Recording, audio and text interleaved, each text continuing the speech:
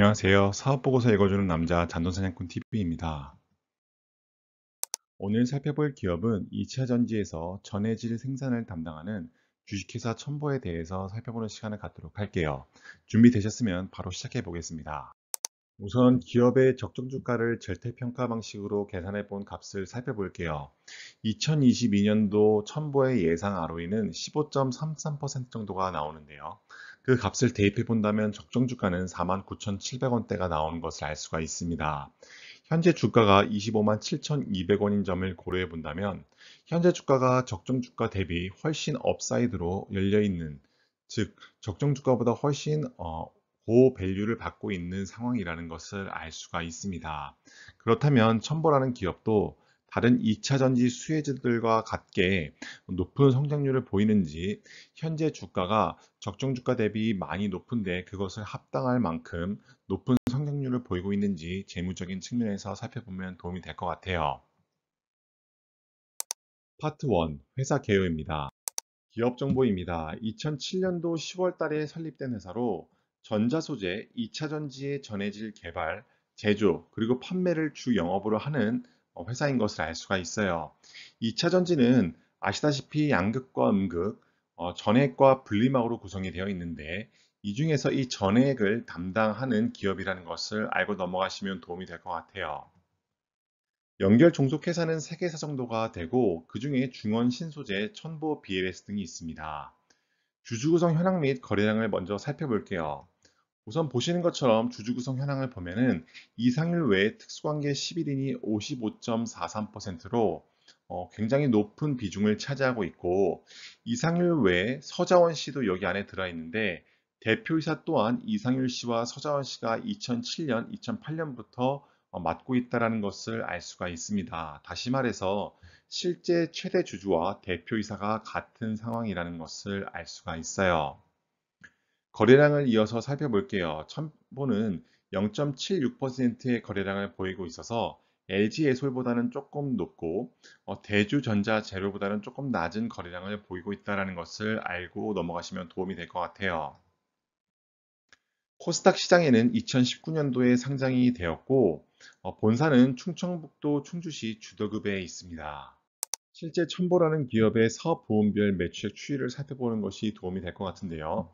보시는 것처럼 2차 전지 소재, 그러니까 전해과 관련된 부분이 전체 매출의 63.8%를, LCD 시가격 첨가제 등 그 TV 소재와 관련된 전자 소재 부문이 27% 정도의 매출액을 담당하는 것을 알 수 있어요. 다시 말해서 첨보라는 기업을 이해하기 위해서는 2차 전지 소재뿐만 아니라 전자 소재까지도 같이 확인을 해야 될 필요성이 있다는 것을 알 수가 있습니다. 실제 매출 실적을 국내와 해외 비중으로 살펴봤을 때에도 해외 비중이 조금 더 크다라는 것을 알 수가 있어요. 다시 말해서 첨보라는 기업은 내수 중심의 기업이라기보다는 해외 수출을 지향하는 기업이라는 점 또한 참고하시면 더욱 도움이 될 것 같습니다. 사업 부문별 시장 여건입니다. 우선 전자 소재는 LCD 시가격 첨가제와 같은 디스플레이 패널 제조 공정 중 시각 공정에 사용되는 액상 정밀 화학 제품으로, 속도를 조절하거나 미세 패턴을 구현할 때 사용하는 이 소재를 생산한다는 것을 알 수가 있어요. 2차 전지 소재는 전액을 생산한다고 말씀드렸는데, 이 리튬 이온을 이동할 수 있게 하는 매개체로서의 역할을 한다는 것을 알 수가 있습니다. 실제 생산 능력 및 생산 실적을 살펴보면은 보시다시피 전자 소재는 실제 생산 가능한 가동률이 78% 정도가 되는 것을 알 수가 있고, 2차 전지 소재 같은 경우에는 전체 가동률이 86%로 전자 소재와 2차 전지 소재 모두 아직은 생산 가동률을 더 끌어올릴 수 있는 캐파가 있다는 것을 알 수가 있어요.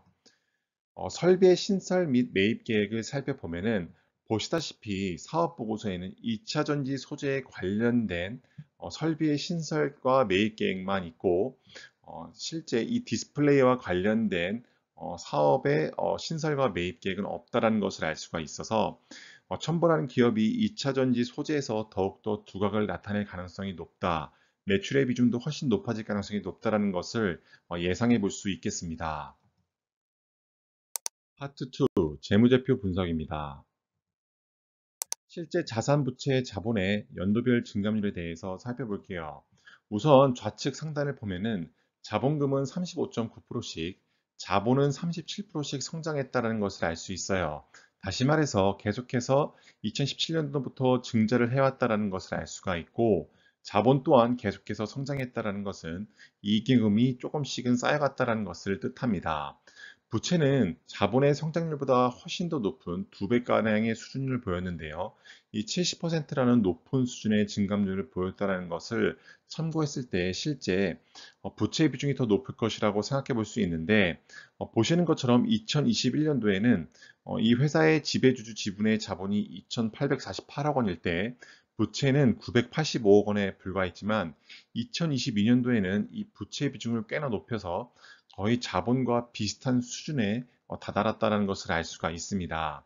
그럼에도 불구하고 실제 이자 보상 배율을 살펴보면은 61배나 되기 때문에 회사가 영업이익으로 벌어들인 돈으로 이자를 갚고도 훨씬 더 많은 돈이 남는다는 것을 알 수가 있어요.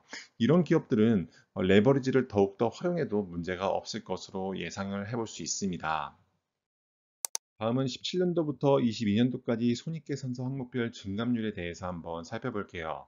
매출액은 30%씩 성장할 때 매출원가도 비슷한 수준의 성장을 보여서 두 값을 뺀 매출 총이익은 28.7%씩 성장한 것을 알 수가 있습니다.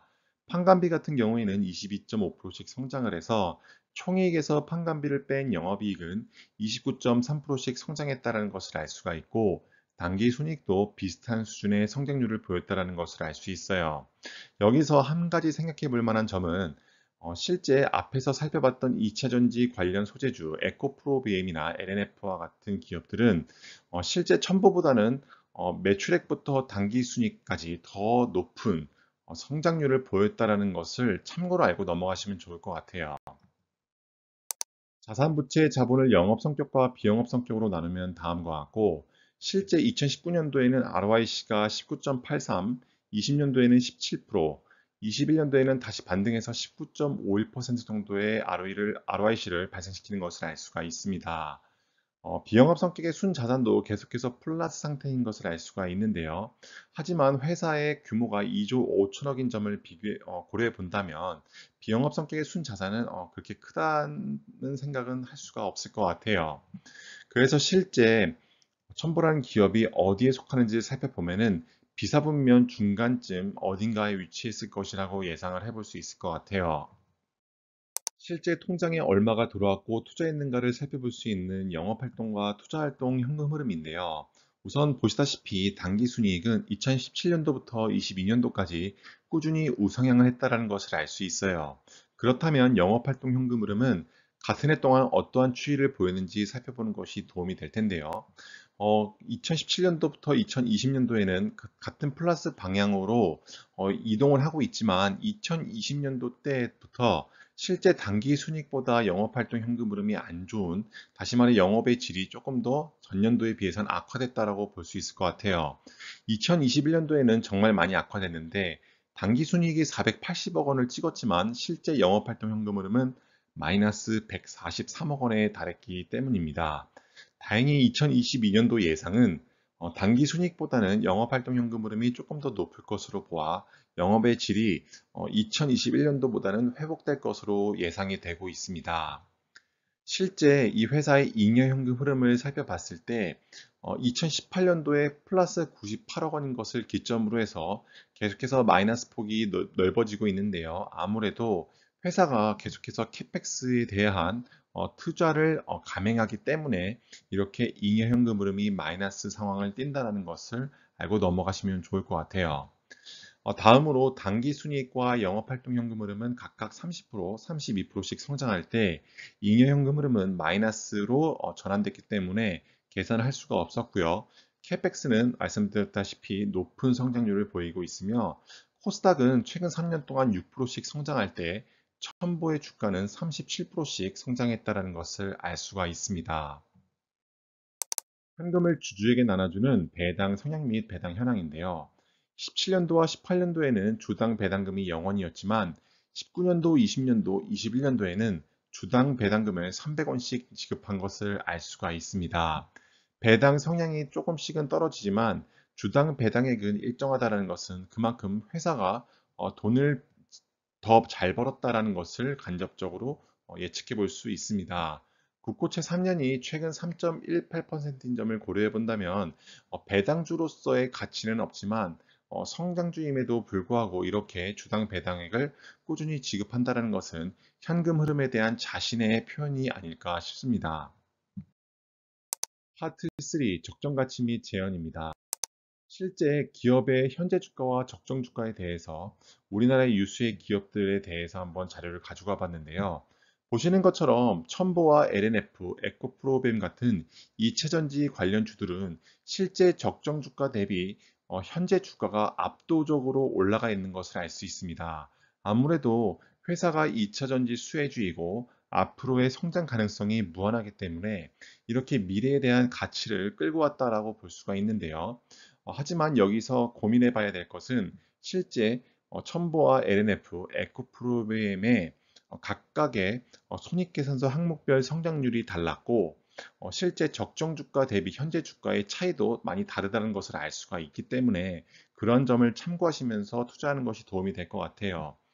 첨보 같은 경우에는 현재 주가가 적정 주가 대비 5배 정도가 되지만 LNF는 적정 주가 대비 현재 주가가 약 14배 정도가 되는 것을 알 수 있고 에코프로비움은 4.5배 정도가 된다는 것을 알 수가 있어요. 그에 반면에 삼성전자와 현대차는 적정 주가에도 못 미치는 현재 주가를 보이고 있다는 점 참고하시면 도움이 될 것 같아요. 오늘의 한 줄입니다. 수익성 측면에서는 다른 2차 전지주보다는 플러스 영역에서 계속해서 움직이고 있는 첨보인데요. 실제 기업의 성장성은 앞에서 살폈다시피 2차 전지주이기 때문에 성장 가능성은 더욱더 높아 보이고 그렇기 때문에 첨보라는 기업도 더욱더 투자에 대한 비중을 2차 전지 쪽으로 몰아가고 있다는 것을 앞에서 살펴봤습니다. 저평가 여부를 살펴본다면 역시나 회사가 성장 가능성이 높을 것이라는 것을 모두가 예상하고 있기 때문에 적정 주가 대비 현재 주가가 많이 위에 있는 상황이라서 저평가 여부 측면에서 봤을 때는 저평가라고는 절대 볼 수 없을 것 같아요. 배당 성장성은 아직은 어떻게 판단하기에는 시기상조이지만 최근 3년 동안 주당 배당금을 꾸준하게 지급했기 때문에 앞으로의 배당 성장성은 조금 더 살펴보면 도움이 될 것 같아요. 재무 건전성 또한 양호한 상태인데요. 레버리지를 다른 2차 전지주에 비해서는 많이 쓰지는 않고 또한 실제 이 회사가 벌어들이는 영업이익으로 이자를 충분히 갚고도 감당할 수 있는 여유가 있는 상황이기 때문에 재무 건전성 또한 나쁘지 않은 상황이라고 볼 수 있을 것 같아요. 지금까지 첨보 기업 분석 영상 봐주셔서 감사드리고 해당 영상이 도움이 되셨다면 구독과 좋아요 그리고 댓글 부탁드릴게요. 감사합니다.